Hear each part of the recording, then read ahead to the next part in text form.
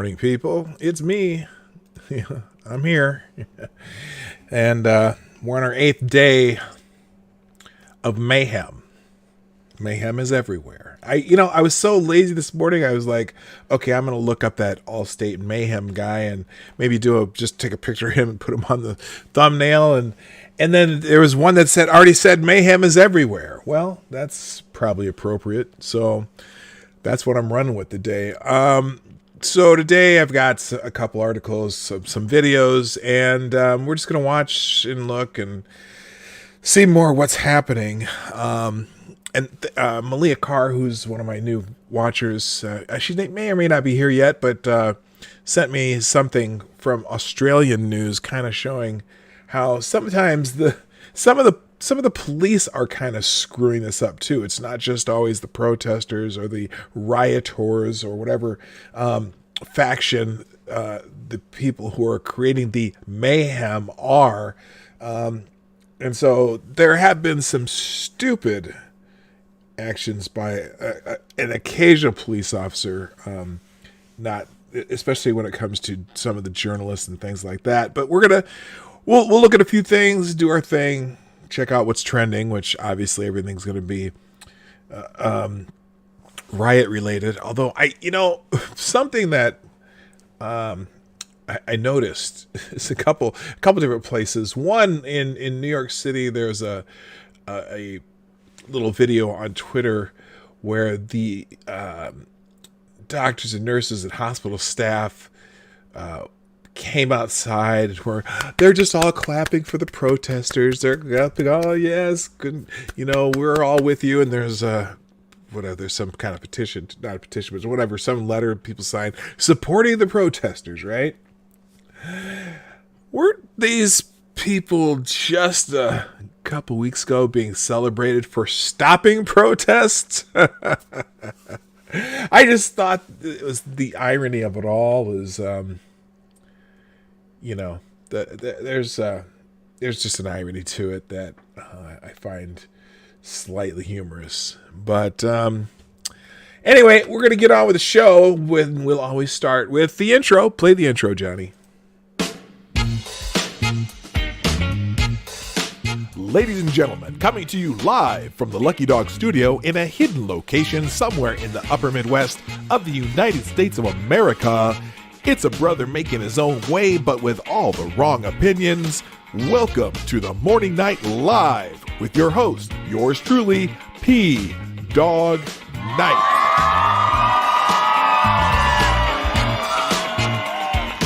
And stop the music. Good morning, everybody. Welcome to the Morning Night Live with your host, me, Marty, a.k.a.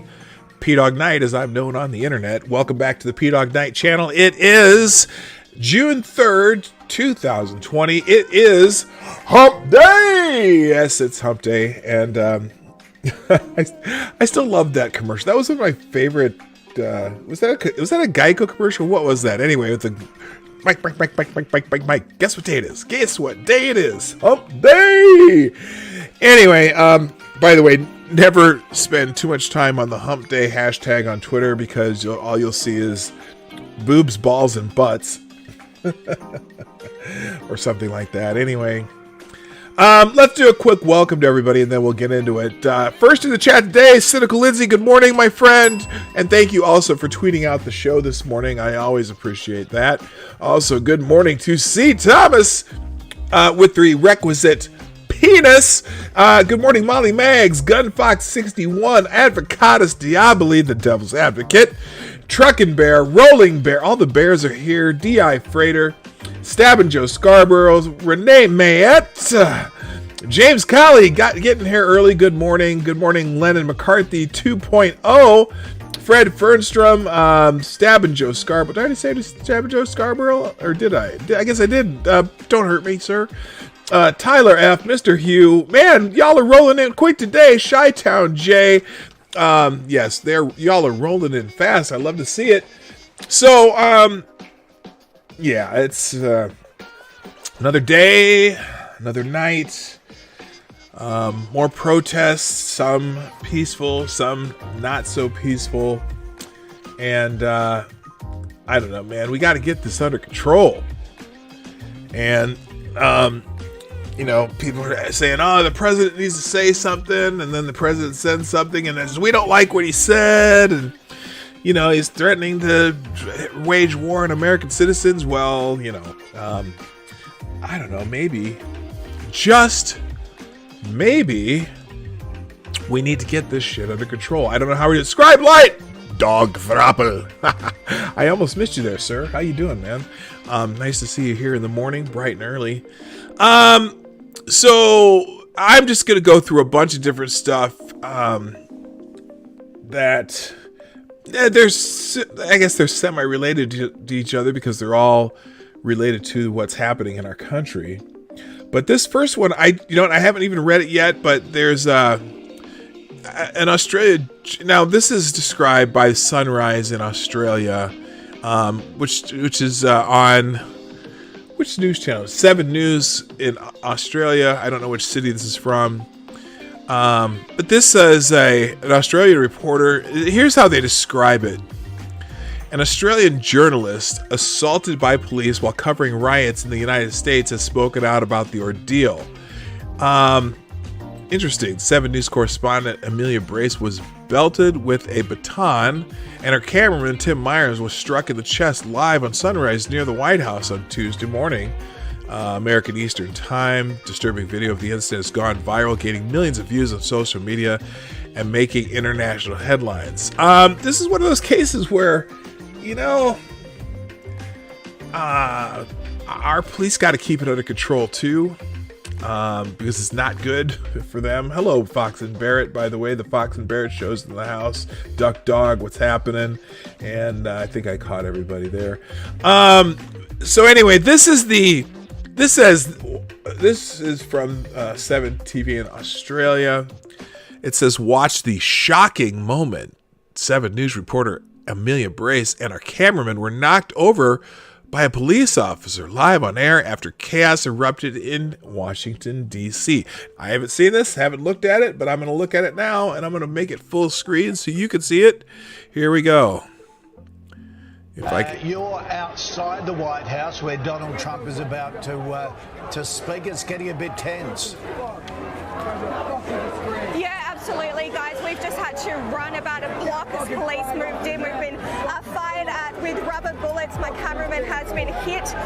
We've also seen tear gas being used. Here we go. They're moving through again. This is exactly what it looks like. Exactly what it looks like. We're just staying safely. Oh. Whoa. Oh. Amelia, can you hear us? Amelia, are you okay? Or your cameraman? Hello, okay. Amelia. The police just charged Amelia and our 7 News cameraman there, and looks like a policeman just punched our cameraman. Which is interesting because they're not discriminating between protesters and the media here. Amelia, can you hear us yet? Amelia, are you there? Are you okay? Yes, I am. You heard us yelling there that we were media, but they don't care. They are being indiscriminate at the moment. Okay, so down that street, as you see, they were hello, Andy Astley. These rubber bullets at everyone. There is tear gas, and now we are really surrounded by the police. And you really saw the way that they dealt with my cameraman Tim. They're quite violent, and they do not care who they're targeting at the moment. Okay, now. You're outside the. Oops. Oh, I guess that was the end. Was that the end there? Who they're targeting at the moment. Yeah, that was the end. Okay, so interesting. I don't know why the police charged at that point, and honestly, I don't know how they would be able to distinguish her as someone from the media. Now, the cameraman, I don't know how they, you know, how do you get in the way? Yeah, good point. They're in the middle of the crowd. So I don't know. I don't know how they were supposed to distinguish you from someone else, especially your microphone wasn't marked. But in any case, it's not something you want to happen. It's terrible optics for the police. Brace recounted the ordeal and shared her thoughts on the incident. She returned to cover the riots. It was absolutely a terrifying experience, she explained. We definitely a bit worse for wear today. I could feel it across my shoulders where I was whacked with the baton and got welts from rubber bullets. But you're in the crowd, and is I don't know. I guess I haven't seen the whole scene, what that was about. But again, it's one of those things that no matter what they do, it's not going to look good for them. Everyone has to move back when they are told. I agree, and you know, it gives narrative optics for the protesters, but you know, there's nothing really distinguishable about her. Even her microphone could have been, you know. Here's the other thing: lots of people have cameras and microphones in the United States in these protests. I know when I was walking around Lake Street in Minneapolis the other day, I was one of dozens and dozens of people carrying cameras. Now my camera wasn't even my camera was just a phone, and I had a external microphone with a dead cat on it. If you know what a dead cat is, it's just one of those fuzzy things that stop wind sounds. But there was a lot of guys. I saw a couple YouTubers out there with their, you know, really nice cameras and actual microphones interviewing people and things. So you can't distinguish who's who in these things. It's really unfortunate. And you know, and also there's the message. Here's what. Let me continue this article. Bray says she was disappointed to learn the police had aggressively moved in to clear the way for President Trump before he posed for photos outside a nearby church. Now,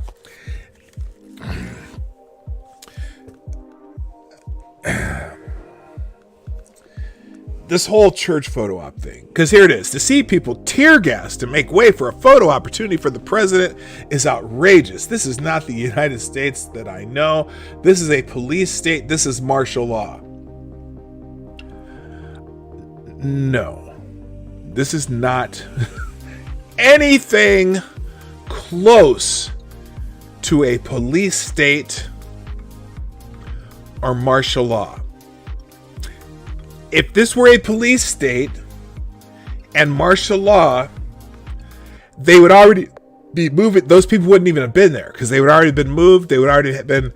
They would have been removed forcibly, possibly by bullets, not just rubber bullets, but real bullets.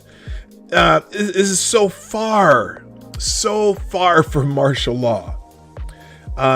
But again, it's object. But good morning, Pete and Amy in Connecticut. I see you came in while I was jabbering away. Also, Gamer Bleeding, what's happening? So to see civilians treated like that is really, really upsetting. Well, I don't care if in that area the president is going for a photo op, or if the president is going to have tea with the bishop, or if the president is just going out to see what's going on outside. If they ask you 3 times, 4 times that we need to move, we need to clear this area so we can get through here, I don't think they should do it violently, but I think if they're going to move and move forward and move people and have them move back so there's whatever, I don't know. But again, the optics, obviously, it fits the narrative, and it's not good. What happens now? Prime Minister Scott Morrison described the incident as troubling on Tuesday and demanded the Australian Embassy in Washington, D.C. to investigate the incident. United States Ambassador to Australia, Arthur B. Culverhouse Jr., who is also a lawyer, responded by posting the following response on Twitter. Here's the ambassador's statement. Freedom of the press is a right Australians and Americans hold clear. We take mistreatment of journalists seriously, as do all who take democracy seriously. As Secretary Pompeo has stated, at all levels of the Department of State, the Department of State works tirelessly to advance press freedom, and we honor those who have dedicated and even sacrificed their lives to sustaining democracy through journalism. We remain steadfast in our commitment to protecting journalists and guaranteeing equal justice under the law for all. So, yeah, that's a great statement. I gotta say, though, if you're smack in the middle of the protesters, and these were protesters this time, these aren't rioters, they're protesters, and something like this happens, that's part of the... It's kind of the danger of the job, and they don't have time to distinguish whether or not you're a journalist or someone just in the crowd. Yeah, like Assange. Yeah, how about that? Yeah, they need to they need to let Julian Assange go. But anyway, that's a whole nother story. Thank you, Leonard McCartney, for that one. I caught that as I looked down, and there you go. Yeah, Barr came. Amy says Barr did come out first and someone threw projectiles. Remember, these people were throwing bottles and other things. It wasn't like they were all immaculate and peaceful. But in any case, I think people would have need to move. Okay, and apparently there was an interview here. I think there might be an apology coming to Channel 7. The U.S. ambassador clearly embarrassed, but I don't think it will be a disciplinary action against the individuals involved. Yeah, if they can figure that out, good for them. But anyway, all right, let's move on. We've also got a Breitbart article here. The reason I don't necessarily like Breitbart as a source, even though they do have great reporting here and there, they're so they what is it? There's a perception of Breitbart, and I loved Andrew Breitbart, man. When he was alive, I loved his attitude. I loved what his mission was, and I think it's become a little more sensationalist than I care for. Plus, there's just this automatic disdain in some circles when you say, "Oh, the articles from Breitbart. Oh, did Breitbart? There's just a right-wing rag." But they do some great factual reporting too. So anyway, this article report LAPD arrests man armed to the teeth in a National Guard uniform. This is not good. A heavily armed man wearing a National Guard uniform was arrested early Tuesday morning on assault weapons charges in Los Angeles, according to Fox 11. Reporter Bill Milligan said the arrest occurred near protests over the death of George Floyd in the city's downtown area. And this guy was carrying, arrested 31-year-old Gregory Wong in downtown Los Angeles at 6 a.m. while dressed as he was impersonating a National Guard. He was armed to the teeth and was booked on assault weapon charges. LAPD says federal charges may come soon. The suspect was taken into custody on 1st Street in North Main around 1:30 a.m. Tuesday morning. The site located across the street from the Los Angeles Police Department headquarters. Authorities said the suspect was dressed in National Guard apparel and had multiple weapons on him at the time of his arrest. Officials say Wong is from Northern California but was living in the Los Angeles area. Wong was charged with the manufacturing and distribution of assault weapons and is being held on a $50,000 bond. The LAPD said Wong could face federal charges. Part of that is because he also had some bomb material, explosive materials that, I don't know, not good. All right, moving on. Let's see. Also, hundreds of health professionals. This is what I was talking about earlier. Remember when we were celebrating the pictures of the nurses stopping traffic and whatever, and of course some of those turned out to be fake nurses anyway. But hundreds of health professionals signed letters supporting protests. COVID-19 is officially over. Oh, actually, let's see. This is even better. COVID-19 is officially over. All right, open letter signed by almost 1,300 people, which says these signers are public health professionals, infectious disease professionals, and community stakeholders, advocates for the current protests around the nation. The letter states, quote, in addressing demonstrations against white supremacy,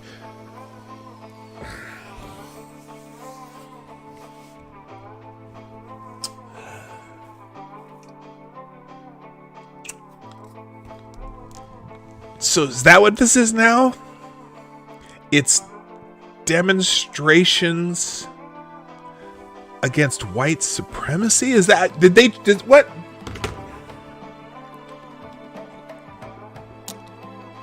What? Hello, Maddie, by the way. In addressing demonstrations against white supremacy. I thought this was about police brutality. Something. Our first statement must be one of unwavering support for those who would dismantle, uproot, or reform racist institutions. Hello, Black Hebrew Israelite. How you doing? Foxy Veritas, how you doing? Good morning. As NPR noted, the letter was initially written by infectious disease experts at the University of Washington. Oh, that explains a lot. That explains a lot.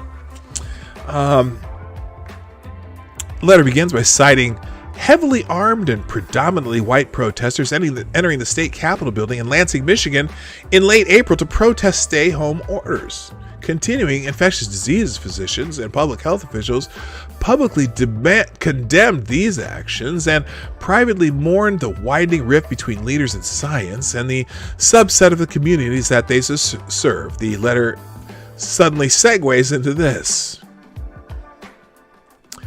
As of May 30th, we are witnessing continuing demonstrations in response to ongoing, pervasive, and lethal institutional racism set off by the killings of George Floyd and Breonna Taylor, among many other black lives taken by police. Now, I have an ongoing text chain going with some of my friends that I went to college with who most of them are white, but that's okay. I have white friends, and so sometimes I these are very good friends of mine that I've been keeping in touch with for years. And one of them sent me this interesting stat, and I'm not sure where it's from. I think he gave me even a link to where he got the stat from. As soon as I can find it here. Where is it? Where's Dan here? I gotta look him up. Here we go. So, there were 10 million arrests last year. 1,040 of them out of 10 million involved officer shooting suspects. Of those, 41 unarmed individuals were shot. 19 of those were white. 9 were black. Now, I guess some were other, because that's only 28 of the 41. So there's 13 in there that were other. Does that mean that we have a systemic issue of unarmed black people being murdered by police? Is this data ever discussed by the media? Just some food for thought there. But we do know the names of every single black person shot by officers, and we don't want anyone being shot by officers. But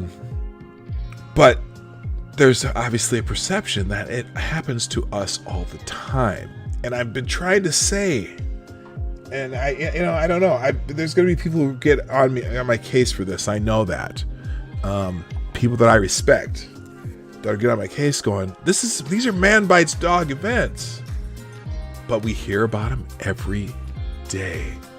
But not that they happen every day, but we hear the names every day. And you know which names are going to be brought up.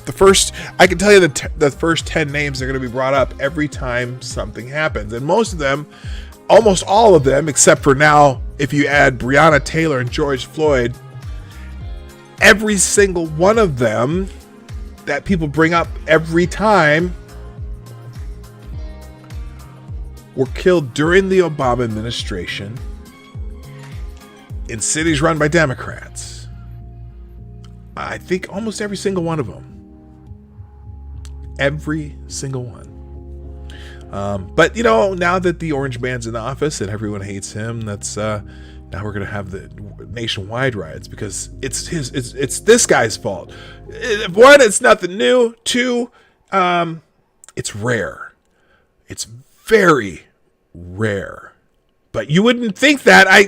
I'm telling you right now, when I say, even to you who may be part of the choir because you're here all the time listening to me, but when I say it's rare, does something go off in you going, doesn't seem like it's rare? We hear about it all the time. No, you hear about the same incidents over and over and over and over again when it happens, but you never hear about it unless it happens to one of us. So it's very frustrating. Anyway, a public health response to these demonstrations is also warranted, but this message must be wholly different from the response to white protesters resisting stay-at-home orders. Really? Not all those protesters resisting the stay-at-home orders were white. And those protesters, whether you agree with them or not, you have to agree none of them broke any laws. They didn't storm the Michigan State legislator building because every single one of them stopped to have their temperature taken before they went in the building. Now, I would challenge you, or anybody who might be listening to this haphazardly because you don't normally listen to me, or if you listen to this later because someone said, hey, this asshole said that this is rare. Do you think when the protest and then the peaceful protesters dispersed, but then the assholes started breaking shit, because I am always going to distinguish between the protesters and the rioters, okay? The rioters are the people creating havoc.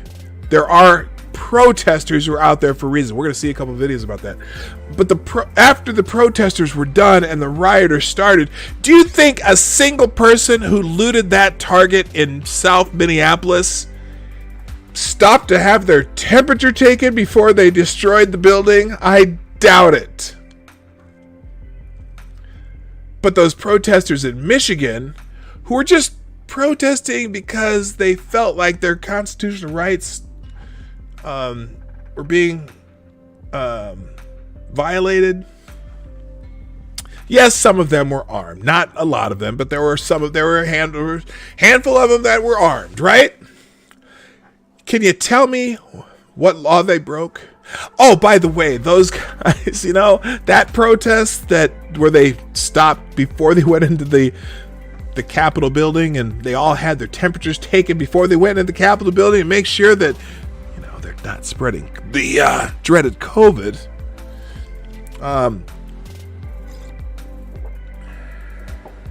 Do you know that they cleaned up after themselves before they left? Not only did they not break anything, they cleaned up their mess before they left. So I don't know why you think it's important to mention the white protesters in Lansing, Michigan. But it's funny because they also, a public health response to these demonstrations is also warranted. But this message must be wholly different from the response to the white protesters. Well, you know what? The white protesters at this event right now are ones causing the most mayhem. But, they just happen to be around black folk. And, there's some black folk involved in the mayhem, but most of the people who are actually there to protest are just protesting and want their voice heard. It's funny because someone, I'll get to that later. Something George W. Bush said, or at least the way that was presented kind of pissed me off too today. But anyway, so infectious disease and public health narratives adjacent to demonstrations against racism must be consciously anti-racist, and infectious disease experts must be clear and consistent in prioritizing anti-racist messages. Anyway, the letter also states, now, University of Washington, so consider the source. White supremacy is a lethal public health issue that predates and contributes to COVID-19. No, it doesn't. Contributes to COVID-19. Okay, let me follow to see if I can continue to understand this. Black people are twice as likely to be killed by police compared to white people. Citation needed. There's more than one study that says that white people are more likely to be shot by police. When you consider compared to police encounters. But not that matters. I don't want anyone shot by police that shouldn't be. But it's interesting. Black people are twice as likely to be killed by police compared to white people. Under what circumstances? I'm curious about that too. Anyway, hello Mitch the Ripper and Select a Boy. Yeah, boy. I don't know the stats, and that's the perception though. The perception is black people are twice as likely to be killed by police compared to white people, but the effects of racism are far more pervasive. Black people suffer from dramatic health disparities in life expectancy, maternal and infant mortality, chronic medical conditions, and outcomes from acute illnesses like myocardial infarction and sepsis. Okay, that's not because of racism. I'm just to tell you, that very well could be due to that a larger percentage of black people live in poverty, but we don't all live in poverty. In fact, a vast majority of black people are middle class or higher. But I just, the perception. Because I also get pissed off. like when Joe Biden says,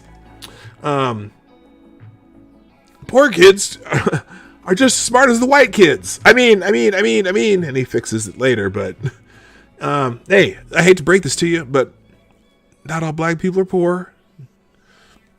Just saying. But anyway, and also some of those cultural issues, how we eat. Sometimes we need to eat better. But anyway, biological determinants are insufficient to explain these disparities. Right. Behavior can explain some of the disparities. Culture can explain some of the disparities. Murder can explain some of the disparities. They result from long-standing systems of oppression and bias, which have no. The things that you just talked about, oppression has nothing to do with those medical conditions. That's an interesting stretch. They result from long-standing systems of oppression and bias, which have subjected people of color to discrimination in the healthcare setting, decreased access to medical care and healthy food, unsafe working conditions, mass incarceration, exposure to pollution and noise, and the toxic effects of stress. Black people are also more likely to develop COVID-19.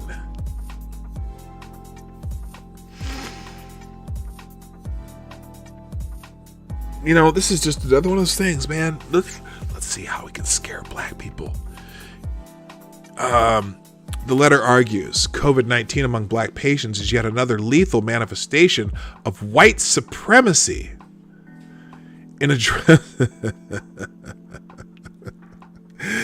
Oh my God. So is living in a nursing home in New York State. In addressing demonstrations against white supremacy, our first statement must be one of unwavering support for those who would dismantle, uproot, and reform racist institutions. You know what else pisses me off about this kind of stuff? One of the reasons I'm not a fan of talking about white supremacy, and why I don't spend a lot of time addressing it, because I don't believe it. Seems to me the people who talk the most about white supremacy might believe in white supremacy. I don't know. Maybe they just believe in white supremacy. Maybe they think that, because it's always about, okay, we need white people to do something. That's why I kind of, the kind of the Hotep mentality I really like, because why would you wait for someone else to lift you up when you can lift you up?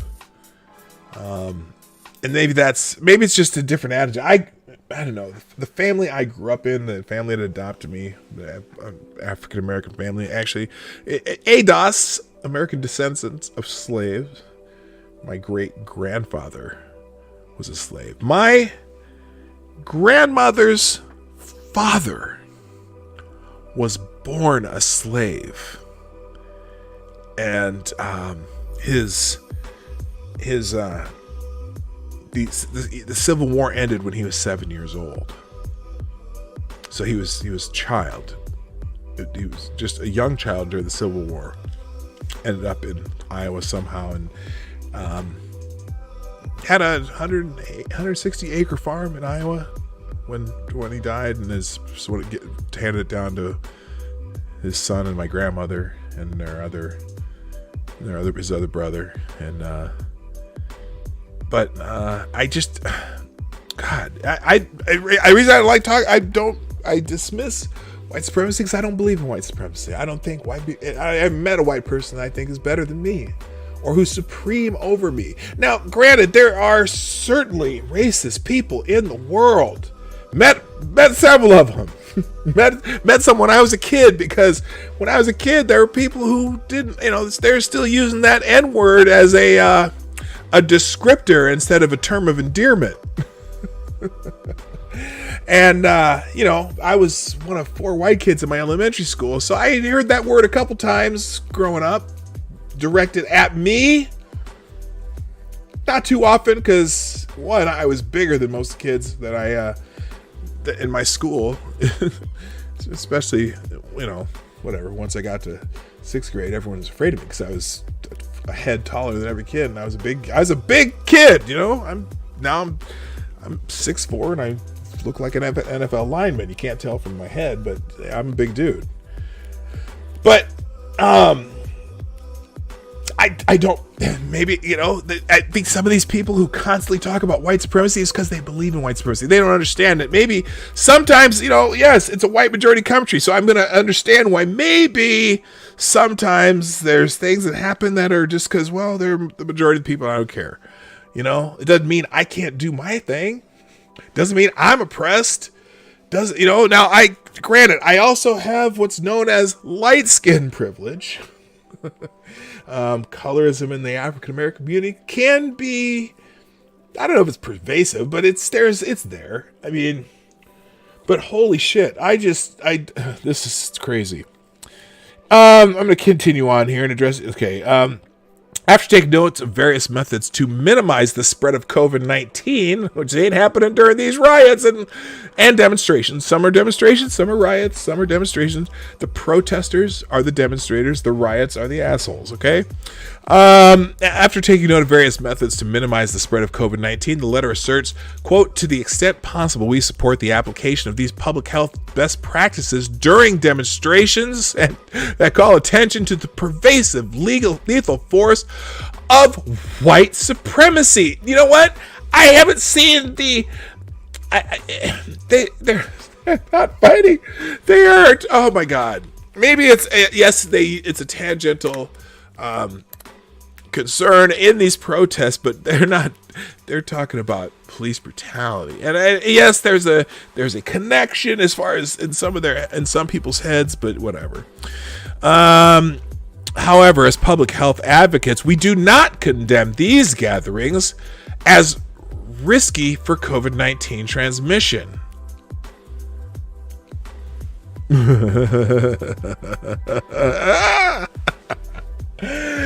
Okay, because why? We support them as vital to the national public health and to the threatened health specifically of black people in the United States. Well, you know what? Those protesters who were protesting another week or whatever month that what's her name in Michigan was trying to put through, do you not think that is people being able to support themselves regardless? It's not just business owners, it's also people who want to work and be able to afford food. You don't think that's also vital to national public health and to the health specifically of everybody, including black people? Do you think it's only, do you assholes only think that only white people wanted to be able to get back to work and be able to support their families? Jesus Christ. The letter advises, among other suggestions, support local and state governments in upholding the right to protest and allow protests to gather. Okay? That should be a given no matter what they're protesting. Oh, only certain kinds of protests you support. That should always always be the case, no matter what they're protesting. I don't care if they're assholes protesting something that I completely and utterly something that I completely and utterly disagree with, something that disgusts me. But if they want to protest it as part of their right as an American, you should always advocate for that. Advocate that protesters not be arrested or held in confined spaces, including jails or police vans, which are some of the highest risk areas for COVID-19 transmission. Well, as long as they don't break shit and hurt people and oh wait, they're doing that anyway. Do you like that part of it? Huh? How about, I got an idea. I wonder if anywhere in this letter they say don't allow protests to destroy people's livelihoods and make it so they have no place to get their medicine or food. Could that become a public health problem? Oh, who would have thought of that? Oppose any use of tear gas, smoke, or other respiratory irritants which could increase risk for COVID-19 by making the respiratory tract more susceptible to infection, exacerbating existing inflammation, and induce coughing. Well, you know what? I'm not a fan of tear gas, smoke bombs, things like that. I don't know why, but you know what? Sometimes if it's a riot, I got an idea. How about oppose any use of fire to destroy buildings that cause smoke that could, which could increase the risk of COVID-19 by making respiratory tract more susceptible to infection, exacerbating existing inflammation, and inducing coughing. Huh? How about discouraging setting shit on fire that causes that smoke too? More suggestions. Quote, reject messaging that face coverings are motivated by concealment and instead celebrate face coverings as protective of the public's health in context of COVID-19. Support the health of protesters by encouraging the following: use of face coverings, distance of at least 6 feet between protesters where possible. Oh, well, I guess you can't do that when you're beating the shit out of some guy trying to protect his store. Oh, that's not possible there, but we try to stay 6 feet from each other. Jesus Christ. Demonstrating consistently alongside close contacts and moving together as a group rather than extensively intermingling with multiple groups. Jesus Christ. I get it. They're supporting the concept of what this should be about. Not even if I agree or disagree what it should be about, what the protesters are protesting when they're still talking to each other, when they're still just there to protest, okay? I support their right to protest. I support in principle what they're protesting. I don't think you should have police brutality against human beings when it's unnecessary. I don't think that George Floyd should have died in that situation, even though again, whether George Floyd passed a bad 20 or whether he shot someone in the face, whether he resisted arrest or did not, whether he resisted being put into a police car, remember that sentence. Whether he resisted being put into a police car or not. Even if he resisted being put into a police car, remember that sentence because you're going to hear it again. I guarantee it.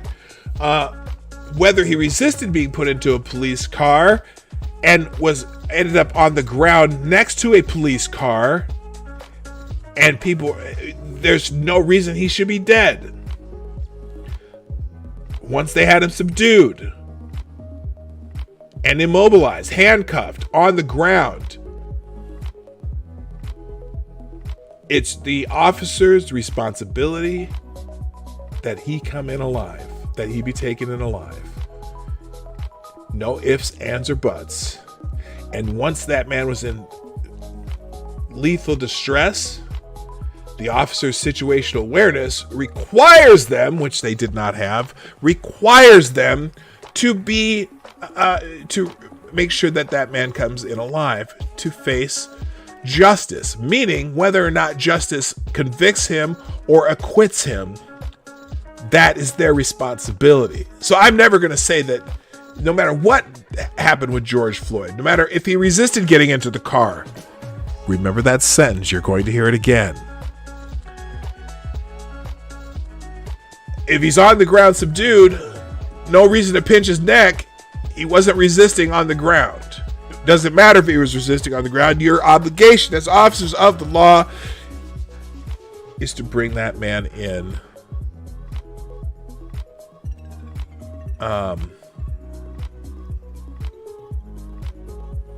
alive. That's their responsibility. This letter with the protesters, interesting about face. Yeah, you know, it's just annoying. All right, last article that I'm going to do for this day is this one. Now, this is a opinion column, and I don't know if I agree with all of it, but it's interesting. That we don't have a racism problem. There's always a racism problem, but is it something that affects us so much that that it's the okay? Anyway, I'll just read the article. We don't have a racism problem. We have a deep state problem. The hideous police killing of Duncan Lemp. I bet you don't know this name, Duncan Lemp. And every once in a while, I'm going to talk about other people who've been killed by police wrongly. Because we don't have, you know, we don't have. Look, police need to be held accountable when they do wrong, okay? And in this case, the police did wrong. Is it because of his race? Did George Floyd die because he was black? I will disagree if someone says that. That they say he died because he was black. Or Breonna Taylor, did she die because she was black? No, they died because they were in a situation where police did not do their job correctly and should be held accountable for doing their job poorly. All right? So, this is an interesting story. Who is Duncan Lemp? Duncan Lemp is a name you've probably never heard of. It's never been on a picket sign or splashed over the 24/7 news channels, but Lemp was gunned down by police unarmed while he slept next to his pregnant girlfriend on March 12th of this year for the crime of owning a firearm. There were no riots or protests in his name. When his friends and family planned to protest, the Montgomery County Police in Maryland, they were threatened with a $5,000 fine and a year in jail because of the COVID-19 pandemic. Jim Boward at the American Conservative has done a great job reporting on this story that no one else in the mainstream media press seems interested in. Maybe because Lemp is white and his death doesn't paint the police as racist in order to divide people and foment hatred. His death is simply not interesting to the race baiters, but is terrifying and relevant to what happened to George Floyd and every other innocent person who has died at the hands of police. Don't look at David Hogg's Twitter. David Hogg will probably be showing up in. If you didn't notice, I did a video the other day. If you haven't seen it yet, on Boogie, I think I'm going to make that a feature. A regular feature on the channel called Twitter Hot Takes Hentai. I just thought it was a catchy title. Anyway, all right. Lemp was the subject of an anonymous call turning him in for suspicion of having a gun illegally. He was executed without trial while he slept as a result of red flag laws that are in use in the state of Maryland and effectively erase due process. 5 guns were found, but none of them were illegal. Good morning, Evan S. How you doing, Evan S? Good morning, Kessler. Good morning, Merle Davis. And I think I got everybody. Did I say hi to you at Adam? If I didn't, I meant to.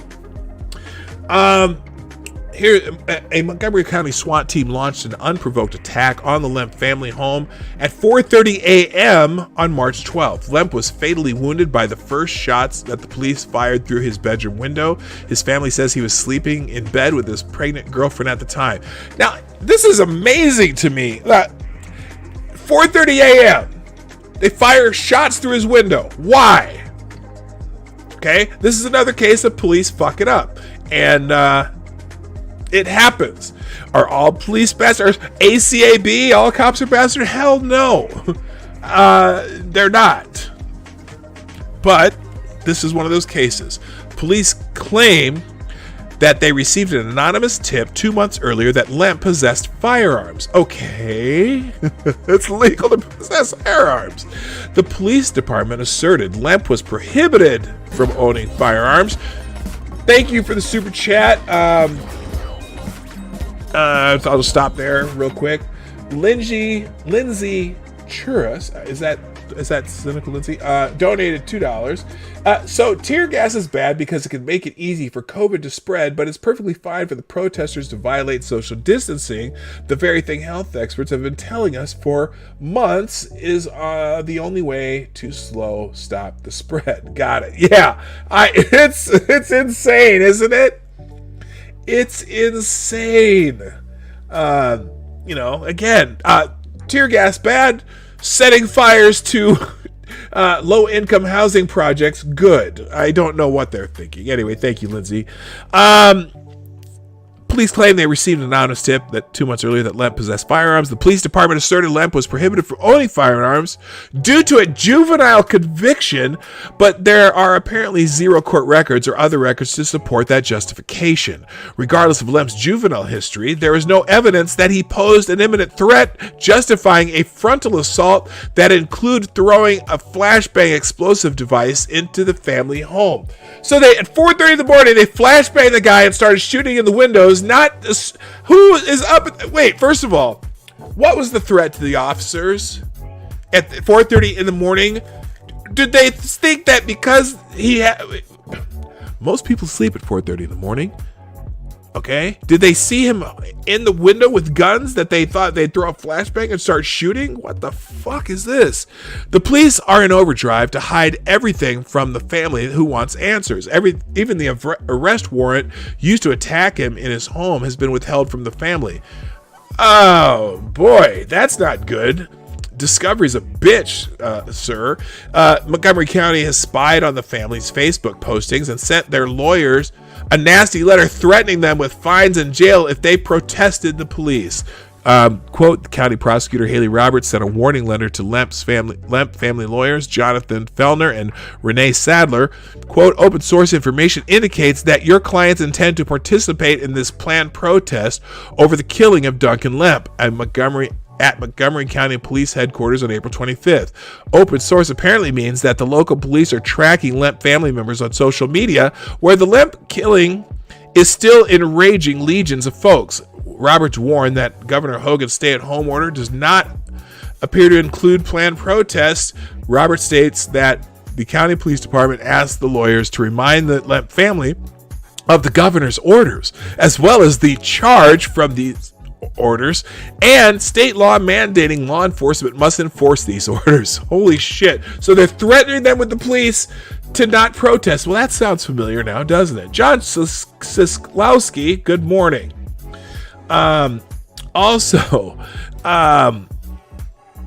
Holy shit. At least the prosecutors did not hint that the SWAT teams would attack them if they showed up.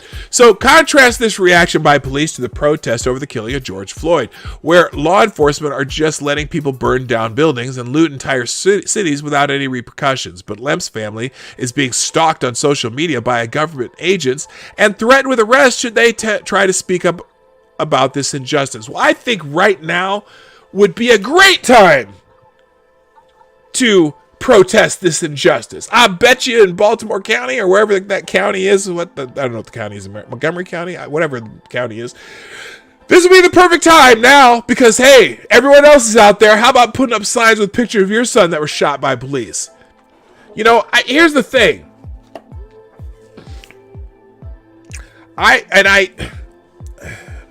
This is going to sound weird, but this is like, I would bet if you're really concerned about police brutality, it would be a good time to look up all the cases and realize it's in some, and again, these cases are not the norm. How many arrests did I say? 10 million arrests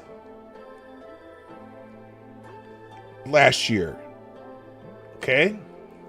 10 million. 1,000. Here's the numbers. 10 million arrests last year. 1,040 of 10 million arrests involved officers shooting of suspects. 41 unarmed individuals were shot. 19 of those were white, 9 were black, and then the 13 were other. But now, just because they were unarmed doesn't always mean they weren't a threat. But we do know in the case of George Floyd, he wasn't even shot, okay? He wasn't shot. Neither was the guy in 2016. Timmons? I bookmarked that one too.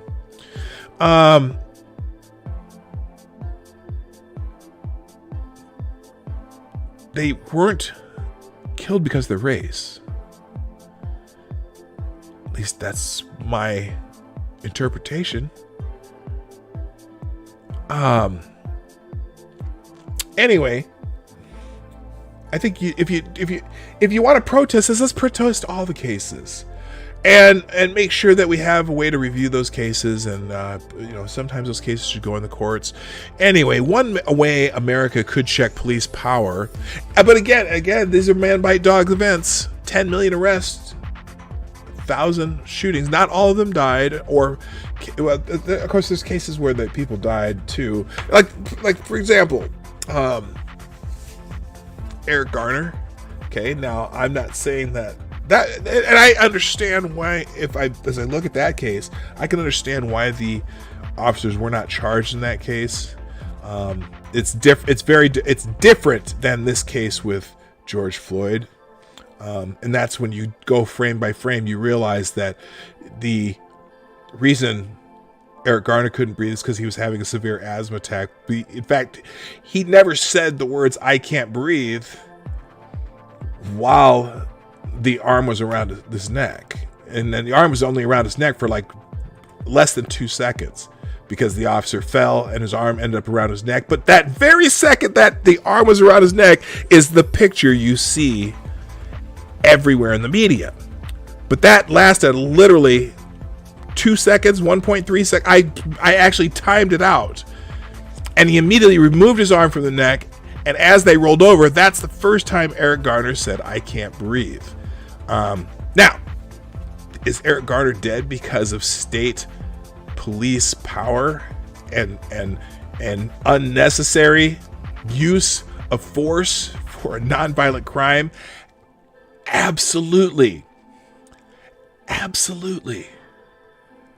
And the government was cracking down on untaxed cigarettes, Lucy's, and cigarettes brought out from other states. The governor of New York, Mario Cuomo, ordered that they crack down on that stuff. And then that was when Mario Cuomo, I think Mario Cuomo was still the governor. Either it's him or Andrew, one of them. They were one right after the other. And the mayor had told him to crack down on that shit. Hello, Midday Sun. How you doing? Hello, Anna Lynn. Good morning. Anyway, one way America could check police power is to pass legislation making it illegal to withhold body cam footage from the public. Ding! I agree with that. Hell yeah! That's FOIA request, Freedom of Information Act. That should that's absolutely do that. This is, let's see. This is a story that happens over and over again. Chicago police held on to body cam footage of the Laquan McDonald shooting for over a year. When it was released and provided to the police, proved the police were lying about the incident and ended up having to pay the family millions. It's unacceptable. If America could get out of its way for a minute, maybe we could all realize that we have a police state problem that is more pressing than whatever racial problems people are arguing about. Is race an issue with many of these cases? Perhaps. And I don't deny that it appears to be more dangerous for black people to interact with police. Well, part of the reason it appears that way is because we're told that consistently. Whether or not that's true, I think it depends. But anyway, perhaps. And I do not deny that it appears to be more dangerous for black people to interact with police. Even so, I'm scared of police too. I've seen enough bad policing and corrupt, power-hungry jerks operating with a badge to know to fear the guys with state-issued guns. There is a fundamental problem here that we are missing, and it's that the government has grown to enormous proportions and that has amassed more power over our lives than they should ever have. We have a big government problem that far outweighs any individual cops who might be racist. It's the big government monster that has conditioned government workers to believe they are a higher class than others. They are essentials. They are the authority. They are not accountable, and they rarely do jail time. This goes way beyond police officers. It is systemic. It is a systemic cancer in all of our government agencies. You know what? Isn't that the damn truth? Even the goddamn people at the DMV think they're so more important than you. Not serving you. They're more important than you. You're wasting their time. They're not wasting yours. It is pervasive. And they get great benefits for retirement too. That we deserve to pay their retirement. It's a systemic cancer in all of our government agencies, from the FBI to the CIA to your local school board. This attitude of superiority instead of servitude to the Constitution and the people open the doors for people to be targeted for their color or economic status or by bad actors, given the power to tase you if you look at them the wrong way. It is in this environment where the government is always right, all powerful, able to invade your life in ways you never dreamt possible, that these abuses trickle down. There's no accountability at any level anymore. We have a constitution that exists to limit the power of the state over your life, no matter what color you are. If we would hold our government to it, this would end. Instead, we allow people to write legislation that erodes your liberty and empowers the state. Mankind is conditioned to accept the abuses while the abuses are tolerable. But has this become intolerable? Do you feel it? This is not the country we were given by our forefathers. It has been transformed into something that looks like America on the surface, with baseball games and 4th of July fireworks. But when you take those things away as conveniently the COVID-19 panic has, we can see clearly a place that bears no resemblance to a free country. This wasn't done by racist, but statist. Wear your mask or we will beat you. No church or we will arrest you. You will be vaccinated by whatever we say you will get. Your body is not your choice at all. Or you will not travel or work. You will submit to authority or we will oppress you until you do. These things are not congruent with liberty. This is not America. This is the deep state's ultimate fantasy come true. You're a slave, and most of you don't even know you're walking around in chains. We can all agree that the lack of transparency when police are under the microscope is a huge problem, and the courts appear in on this scam. In the Lemp case, the warrant for his arrest that is hotly contested by the family has been sealed for 30 days by a judge. Why? At this point, always assume that any government agency refusing to hand over public documents is hiding something bad. Oh, haven't seen that lately, have we? Or something good that they pretended was bad. They should not be allowed to do that. There should be a jail time for any public official who will not hand over documents for the people to see what they did in our name with our money. If we are financing murder, we have the duty and a right to audit them.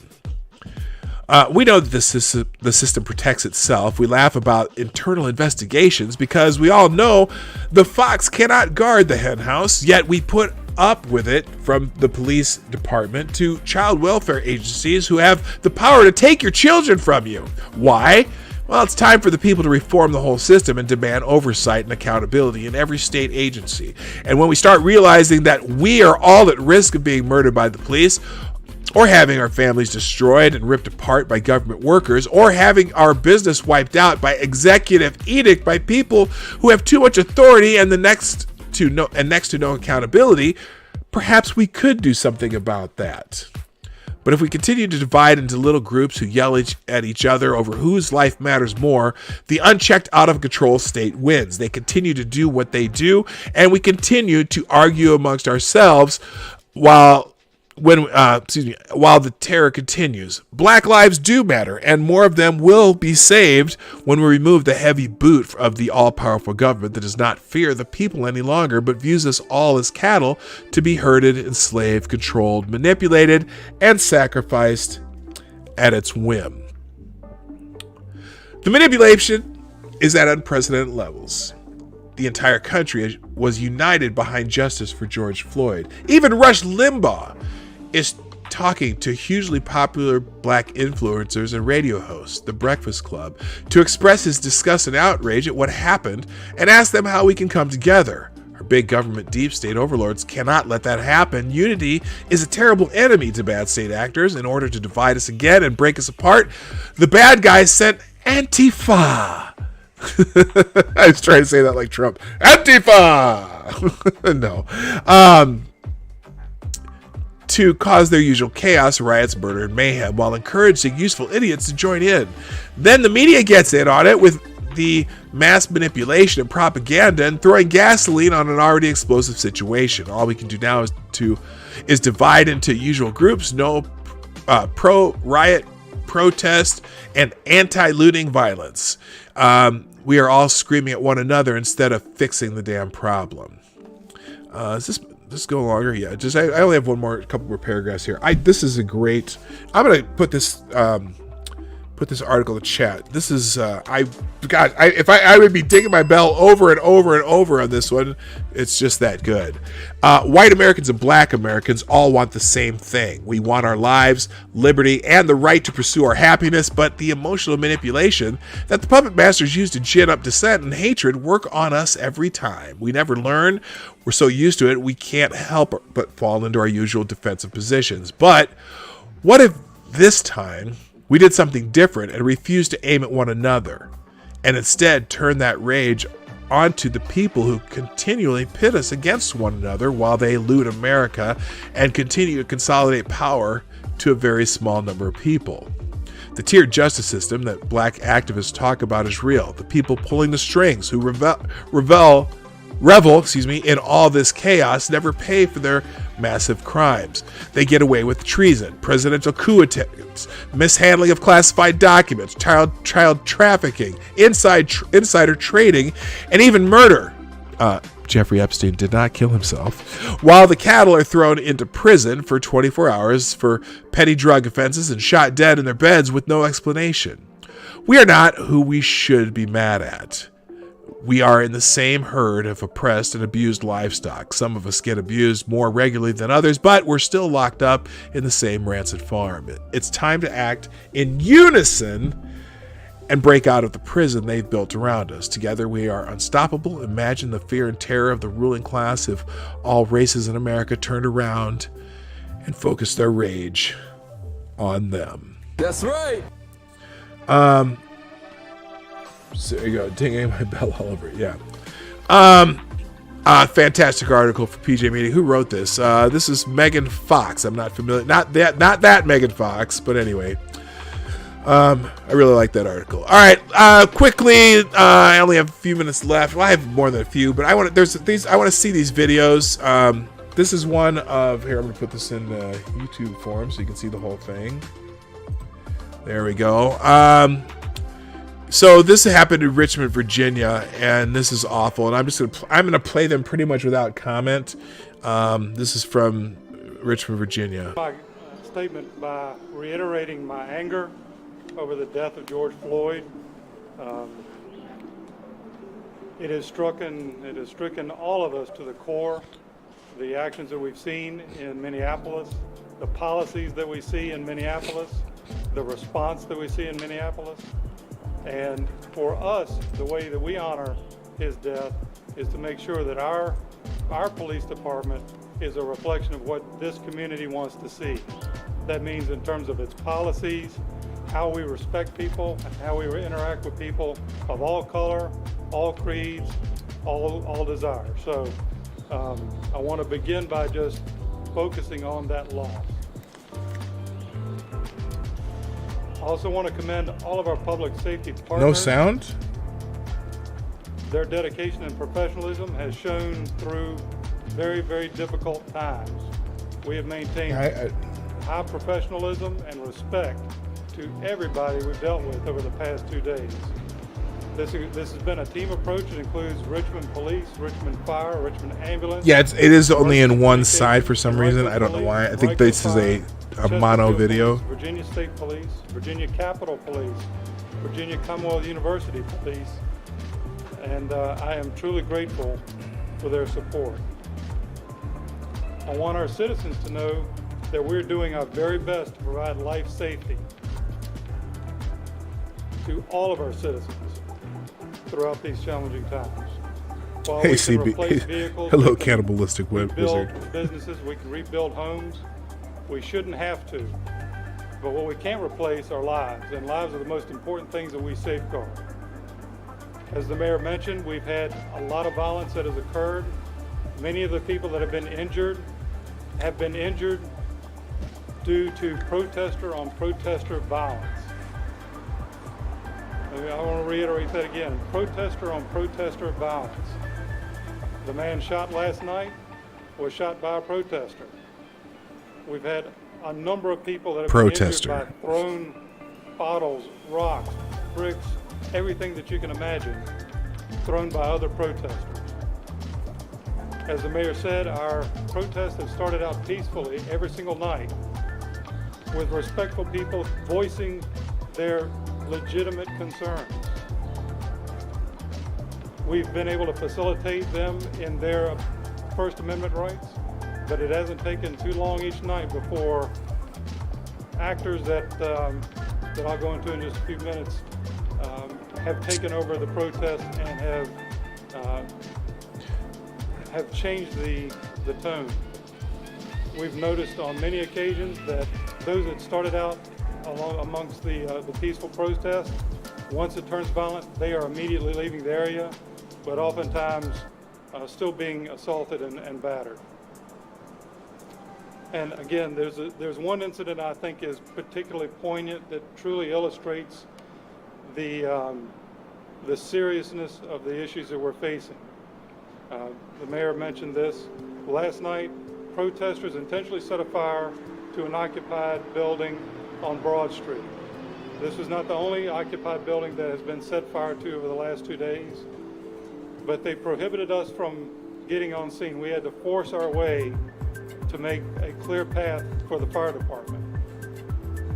Protesters intercepted that fire apparatus several blocks away with vehicles and blocked that fire department's access to the structure fire.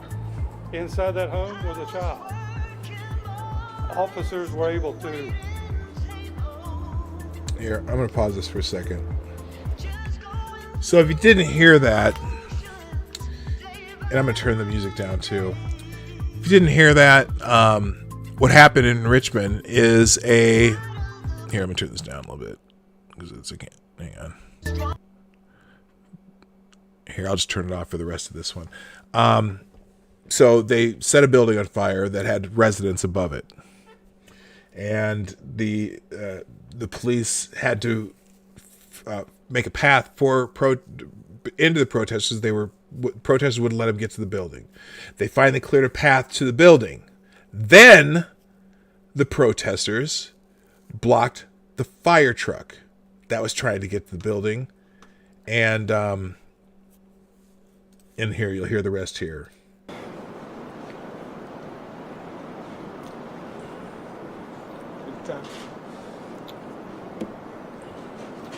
Officers were able to help those people out of the house.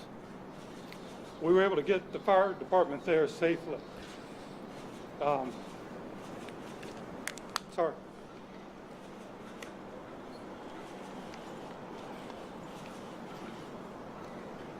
But when you take a legitimate issue and hijack it for unknown reasons, that is unacceptable to me.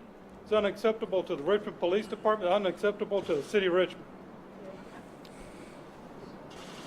As the mayor said, this isn't Richmond. And it truly is not Richmond. It's not even Virginia. It's not even the mid-Atlantic. We have intelligence that we're working on presently so that we hope to be able to file charges following up from this.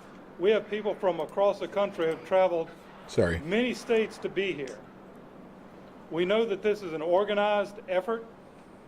We're committed to try and identify those that are behind it. And we're doing our very level best to arrest those that are perpetrating the violence on our community, our city, and our citizens. So, with that, I'll turn it back over to you, Mr. Mayor. All right. I'll begin my sorry about statement that. One more, and this is from St. Louis.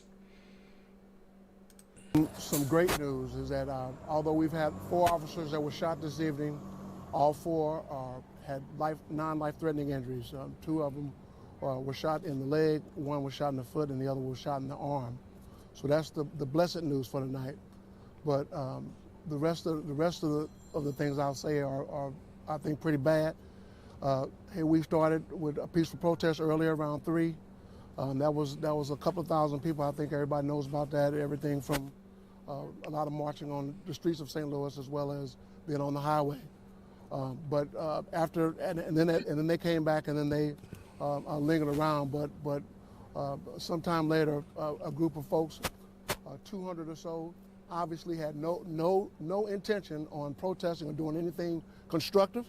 All they came down to do was hype up, start jumping up and down like crazy people, and started throwing things. They started looting all over downtown, and we had to protect our headquarters building.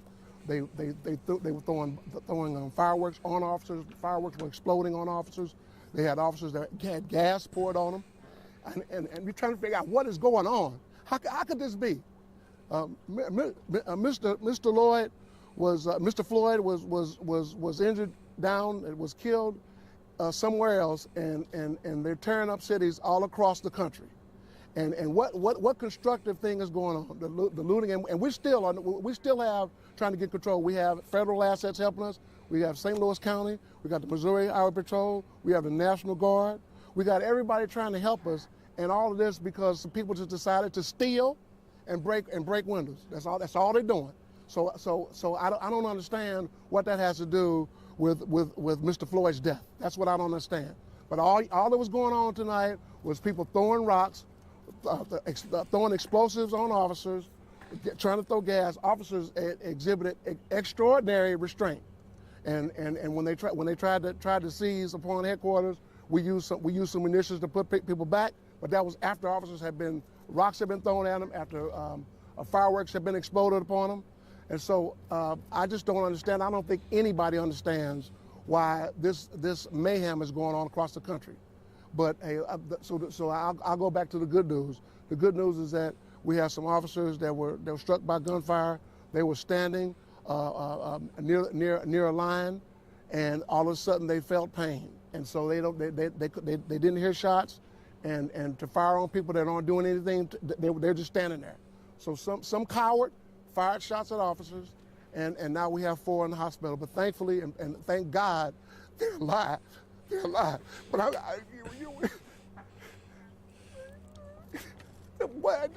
can we make some sense out of this? Can we make some sense out of this? That's all I'm trying to say.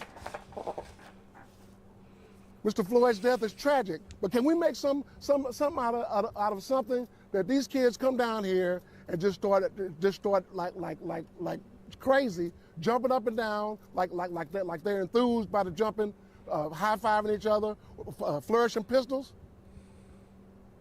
And as we speak, we're trying to get control of the city. As we speak, still hearing gunfire and everything.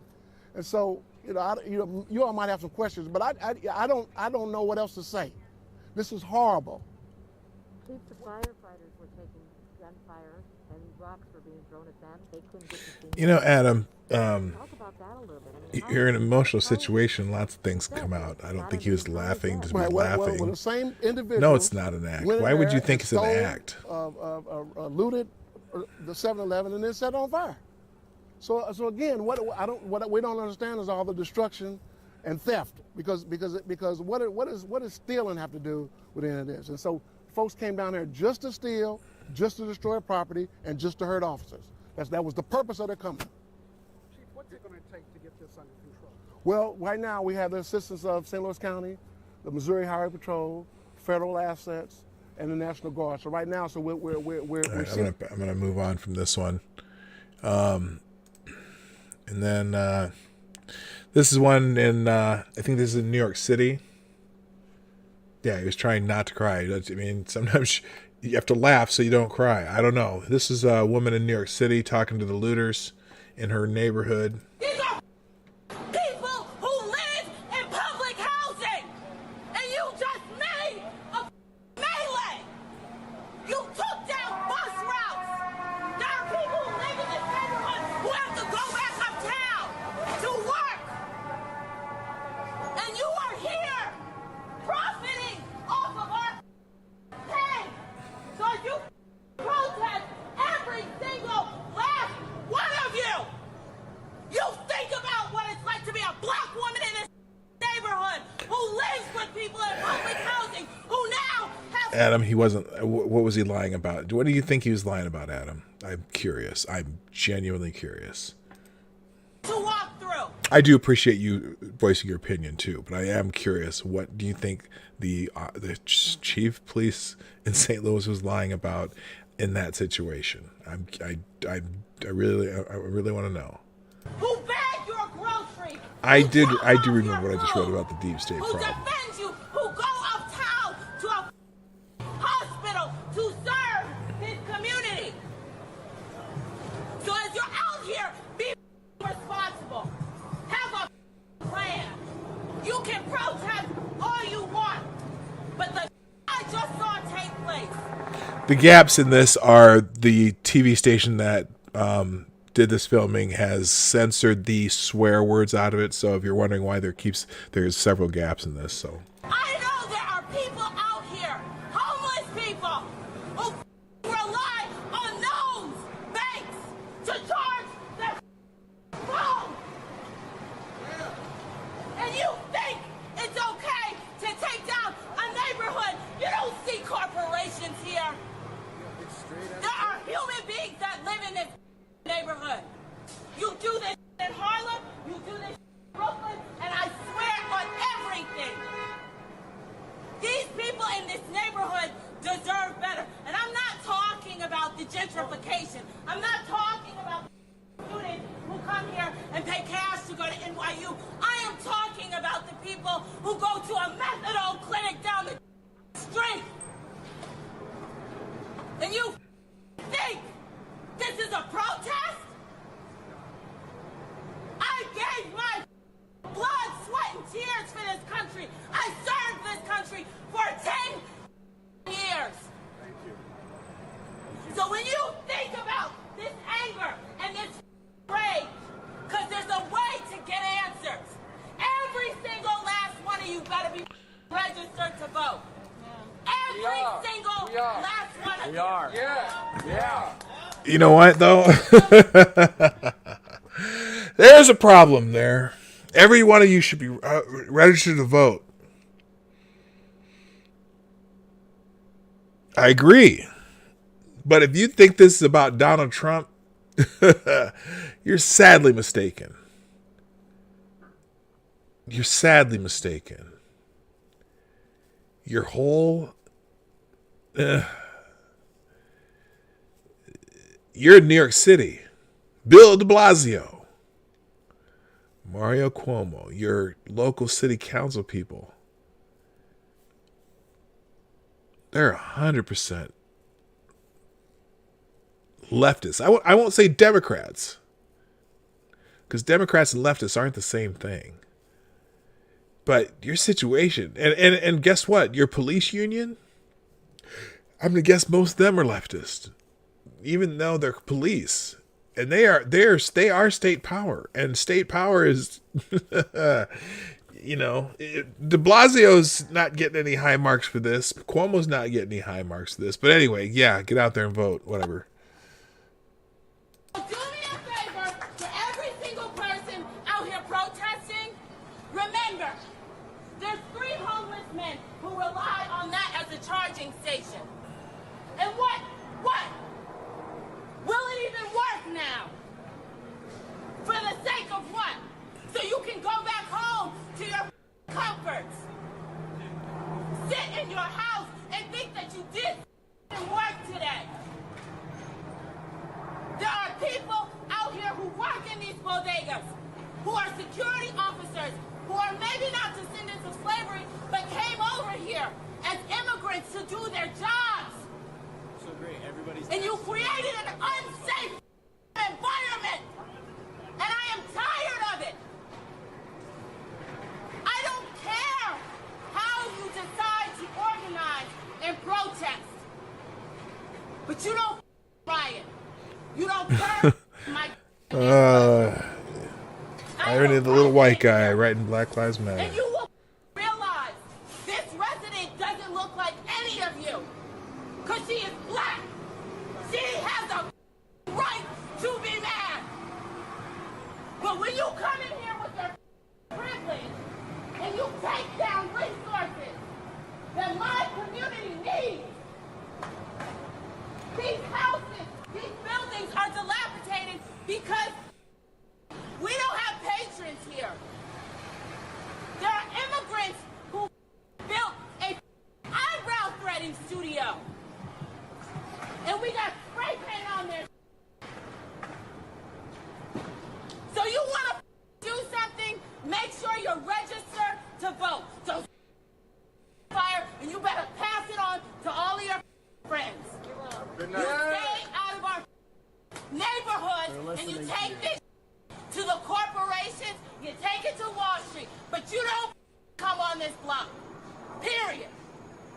This is a neighborhood with immigrants, and you should treat it as such. Yeah. All right, so that's that. I had a couple more, but I'm going to skip them today. Maybe I'll get into them tomorrow. And also, if you follow me on Twitter, do me a favor. I'm looking for positive stories, things that are inspirational. That would be one example of one. I don't agree that everything she said. Well, when she says go and vote, she's saying go vote for your national election. National elections don't do shit for that.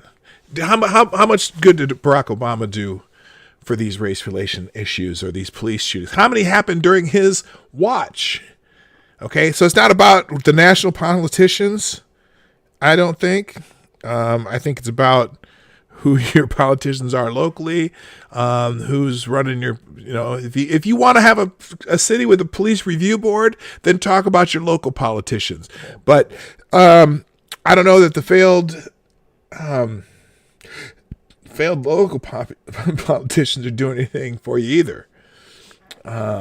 Holy shit. I don't get it. But real quick, thank you, MC, Len Insidious, Truckin' Bear, Tyler F., Necrosol Collins, Cynical Lindsay, all of you who retweeted the show today. I appreciate that. I never did do the show, but when you're watching my show, I appreciate if you share the show, send it out either through the share arrow down below, or you can follow me on Twitter. Mine's a Gab right down there.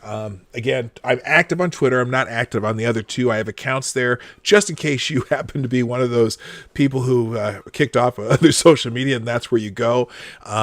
Occasionally someone... I have those accounts just so I could do the notifications myself.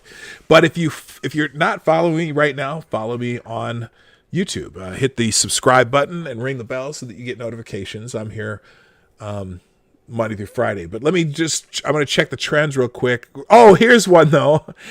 Thank you. Thank you, Gamer Valine, who sent me this. Oh, also thank you to who sent me that earlier? I'm looking at the wrong thing. Malia Chevron. Malia, thank you for sending me the article from Australia too about the reporter. That was Malia. I don't think Malia's here today though, so she might watch the show later. But anyway, before I go, I do have this one article that Gamer Valine sent me. Apparently, more than 70 cars were stolen from a Dodge dealership. This is insane.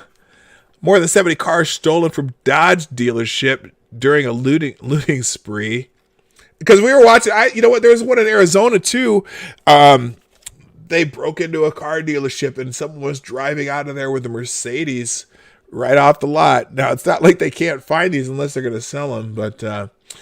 Oh, Malia, yes, you are there. Malia Carr, thank you for that article this morning. I don't know if you were here earlier, but I did. That was my feature article this morning. Anyway, San Leandro Chrysler Dodge is open for business after one of the largest auto theft sprees in memory. Pisses you off, man. You walk in and it's like a war zone, said dealership owner Carlos Hidalgo.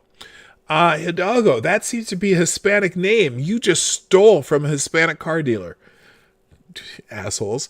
Cell phone video reveals some of what happened Sunday night at the dealership on Marina Boulevard. It shows new Dodge cars and trucks screeching out of the lot and onto the street. By the time it was over, 74 vehicles were gone. Hidalgo said that as a precaution against thefts, he had parked cars at all the lot exits. Didn't matter.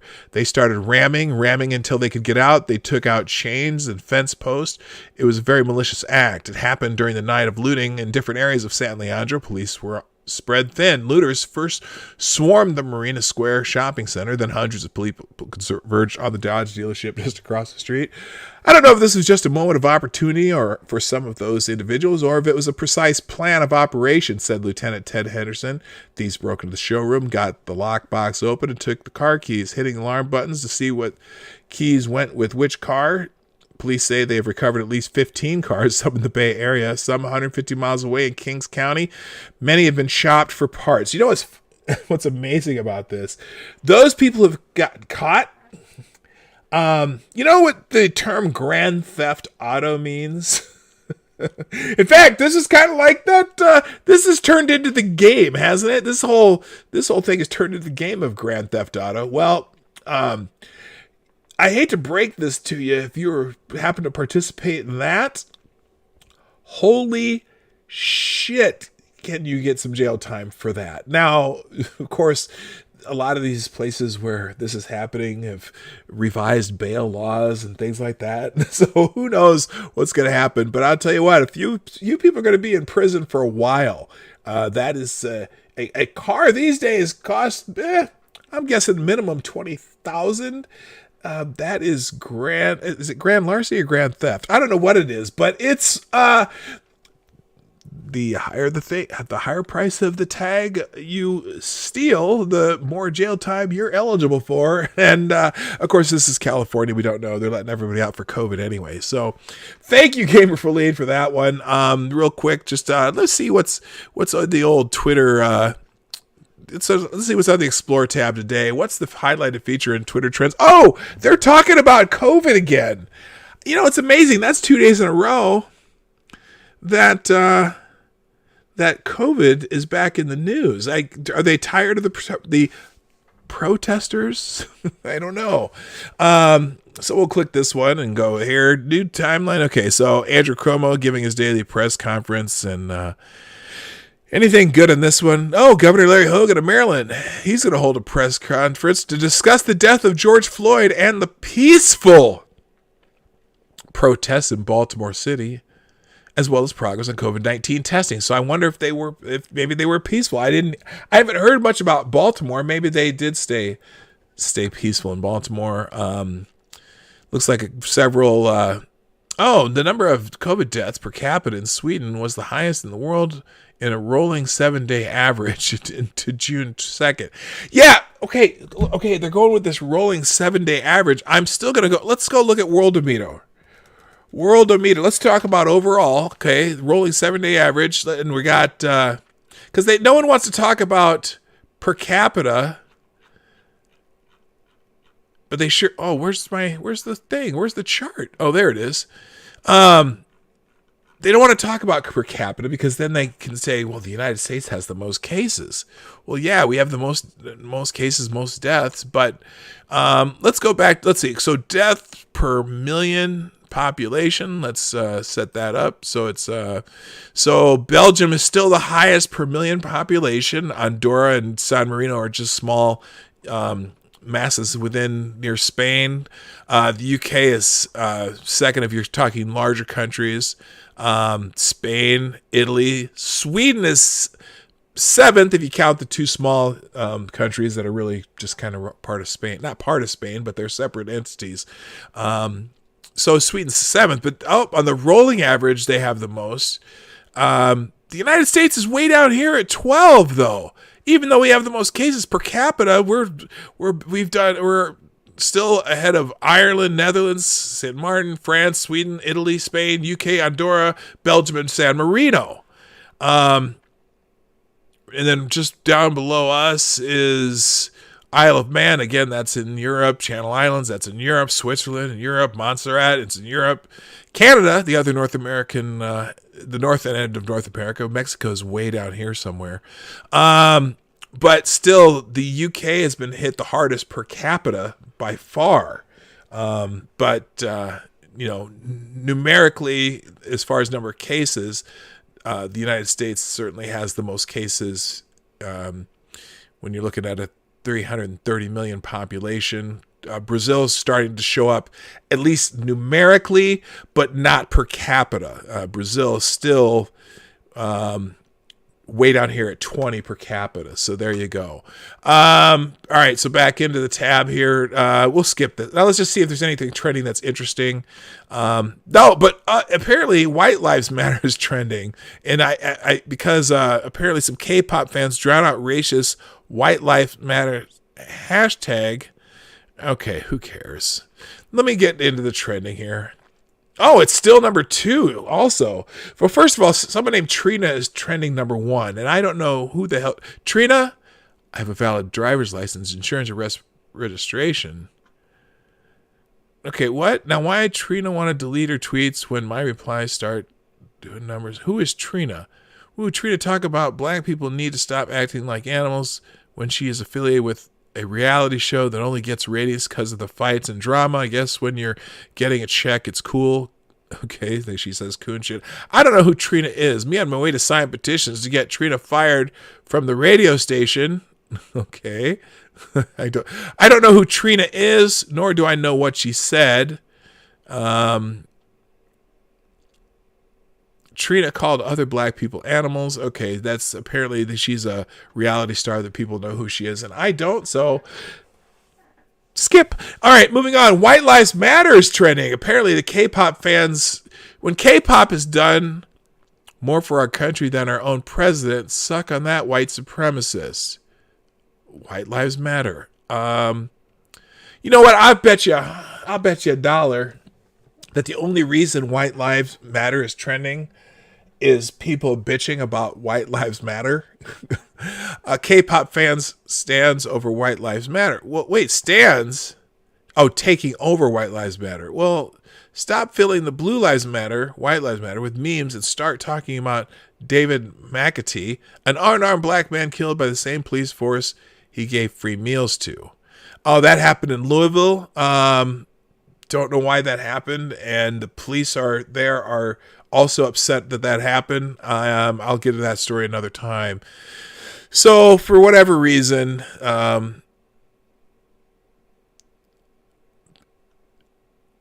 K-pop's rating White Lives Matter. Shout out to your mom and dad for making you. So apparently, whatever the K-pop, somehow White Lives Matter got on here, and the K-pop stance decided to take it over. You know what? Do you know why White Lives Matter? Why White Lives Matter is trending? Because the K-pop fans are tweeting it.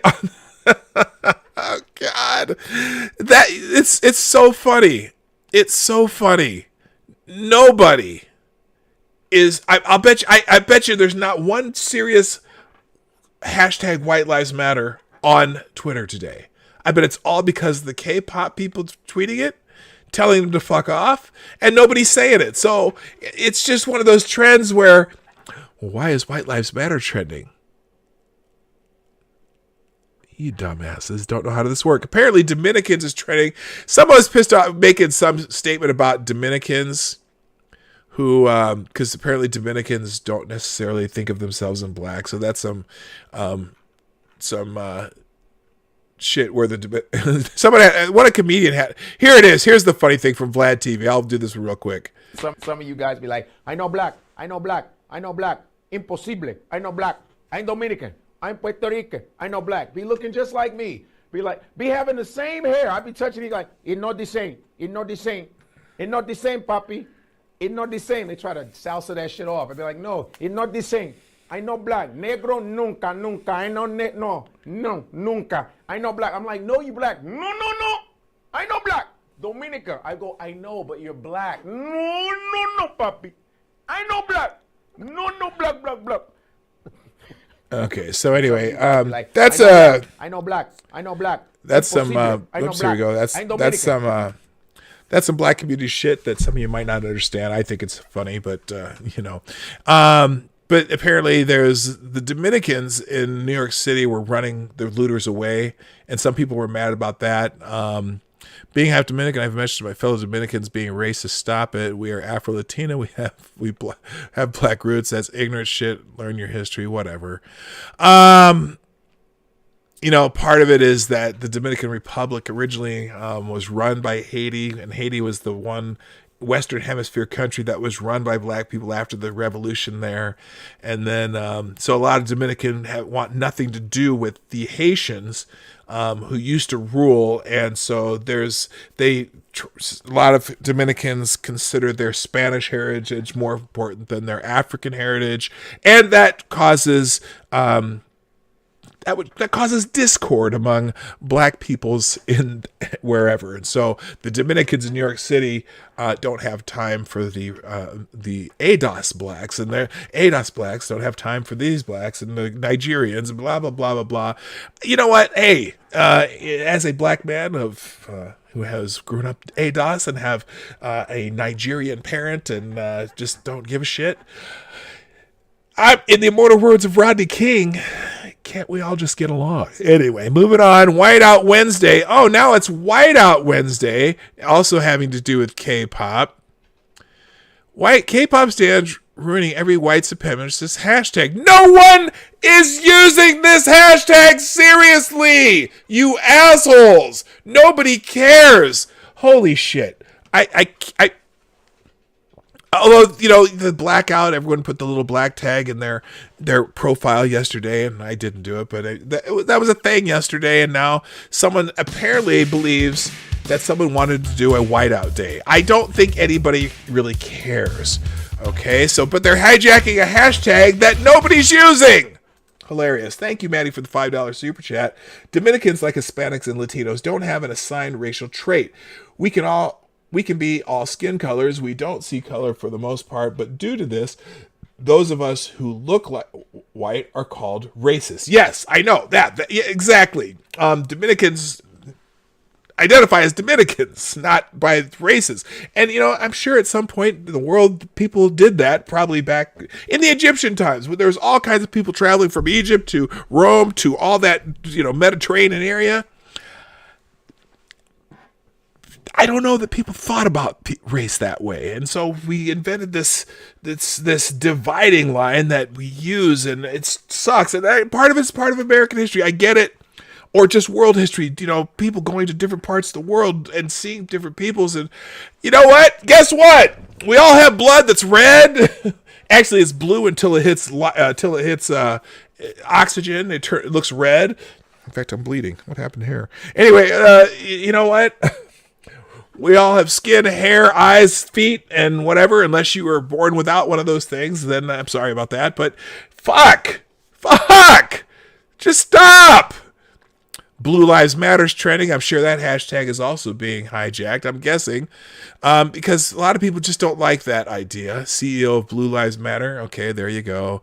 Yeah, Blue Lives Matter, and that's a ACAB hashtag. So this person's, one of those hate people who hate, who says all cops are bastards. Well, no, all cops are not bastards, but, you be you. So lots. Are these people? Oh, these are all people making fun of Blue Lives Matters. I get it. See, it's people shitting on that hashtag too. So the Twitter activists are out in full force today. Good for them. Rosenstein's trending. We're going to pay attention to Rosenstein a little bit tomorrow. Rod Rosenstein has to testify in front of the Senate. That'll be interesting. Johnny Majors, legendary Tennessee football player and coach. Johnny Majors dies. He is a legend. Coached the Tennessee Volunteers many years, and rest in peace, Johnny Majors. We'll skip Wednesday morning. Mark Esper, Defense Secretary, Pentagon Defense Secretary, called to dominate the battle space, whatever, when it comes to the unrest in the United States. People are pretty upset about that terminology, but whatever. Let's see. I'm going to skip down Coach Majors, Dykeman. Anything on here that I really need to touch on? And no. CPAC now. I don't know. Is CPAC's not coming up, is it? I don't know. Vote out the GOP. Again, more hashtag activism. Fake Trump news headlines. Okay. And, it's World Bicycle Day. There we go. There's what we're going to finish on. It's World Bicycle Day. I wonder if anyone is stealing this hashtag. Let's see. Bicycle is a simple, affordable, reliable, clean, environmental, fit, a sustainable means of transportation on this World Bicycle Day. Let's cycle. Greetings on World Bicycle Day. All right. Cool. Anyone else? It doesn't look like it's being appropriated for anything but Happy World Bicycle Day. So there you go. We're going to finish on World Bicycle Day.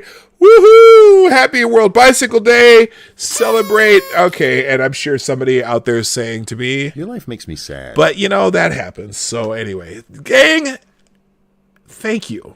Thank you so much for being here. I don't even know how many people showed up today, but I'll figure that out after I see the analytics afterwards. But the fact that you sit here and listen to me just rant whatever, I can't tell you how much I appreciate you.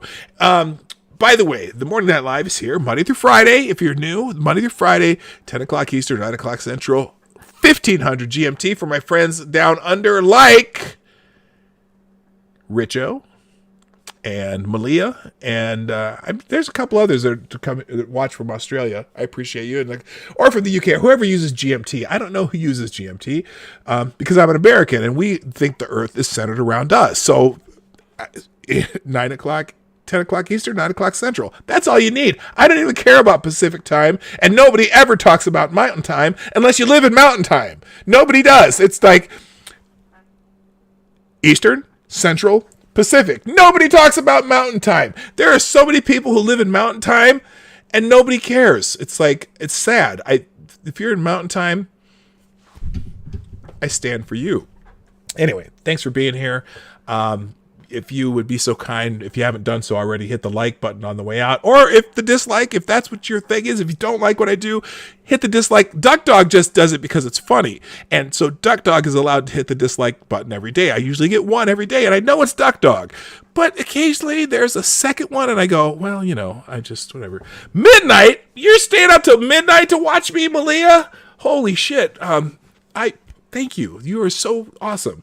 And thank you for that article. Also, thank you for the super chats today, Maddie and Lindsay. Awesome. I appreciate that. But also thank you for those who participate in the chat. And share the stream. If you're watching the replay, hit a comment in the comment section so that I can say thank you.